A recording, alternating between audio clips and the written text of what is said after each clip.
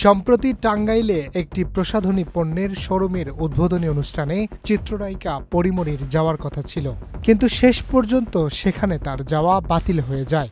বিরূপ পরিস্থিতির কারণে না যাওয়ার সিদ্ধান্তও নিয়েছিলেন তিনি। এ নিয়ে সামাজিক যোগাযোগ মাধ্যমে ক্ষোভ প্রকাশ করেছেন পরীমনি, জানিয়েছেন প্রতিবাদ। বাধার মুখে পরীমনির টাঙ্গাইল না যেতে পারার খবর প্রকাশ্যে আসার পর থেকে তা নিয়ে দিনভর শুরু হয় আলোচনা সমালোচনা। ওই দিন রাতেই বিষয়টি নিয়ে মুখ খোলেন ঢালিউডের আলোচিত এই তারকা।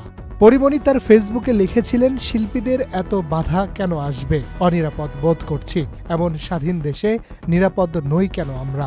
পরীমনি ফেসবুকে সাম্প্রতিক আরও কয়েকটি ঘটনা উল্লেখ করে লিখেছেন, এত চুপ করে থাকা যায় নাকি? পরাধীন মনে হচ্ছে। শিল্পীদের এত বাধা কেন আসবে?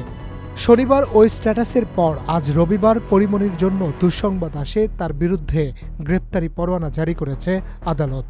নিউ সানসিল্ক ব্ল্যাক শাইন, নজর কাড়া শাইনি চুলের নাম্বার 1 চয়েস। তবে গ্রেপ্তারি পরোয়ানা তার ফেসবুক স্ট্যাটাসের জন্য নয়। ব্যবসায়ী নাসির উদ্দিন মাহমুদকে মারধর, ভাঙচুর ও ভয়ভীতি দেখানোর মামলায় চিত্রনায়িকা পরীমনির বিরুদ্ধে অভিযোগ গঠন করে আদালত। এর মধ্য দিয়ে এ মামলায় তার আনুষ্ঠানিক বিচার শুরু হয়েছে। এছাড়া আদালতে উপস্থিত না হওয়ায় তার বিরুদ্ধে গ্রেপ্তারি পরোয়ানা জারি করা হয়েছে। পরীমনির এই গ্রেপ্তারি পরোয়ানার প্রতিবাদে সরব নাট্য নির্মাতা আশফাক নিপুণ। সম্প্রতি আশফাক নিপুণ তার ফেসবুক স্ট্যাটাসে লিখেছেন, মবের প্রতিবাদের মুখে পরীমনির দোকান উদ্বোধন করতে না পারার ক্ষোভ উদ্গীরণের পরপরই তার বিরুদ্ধে দায়ের করা পুরনো মামলায় হাজিরা দিতে না যাওয়ায় গ্রেপ্তার আদেশ জারি বড়ই কাকতালীয়।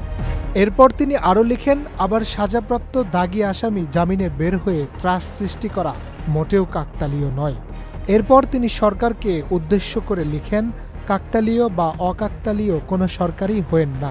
জনাব সরকার কাজের সরকার হন, মব ঠেকান, আইন শৃঙ্খলা পরিস্থিতি ঠিক করেন, জুলাই হত্যাকাণ্ডের কুশীলবদের ধরার ব্যবস্থা করেন, না হলে আপনাদের পায়ের নিচ থেকে মাটি সরে যাওয়াও কাকতালীয় হবে না। Harun Rashid, channel I.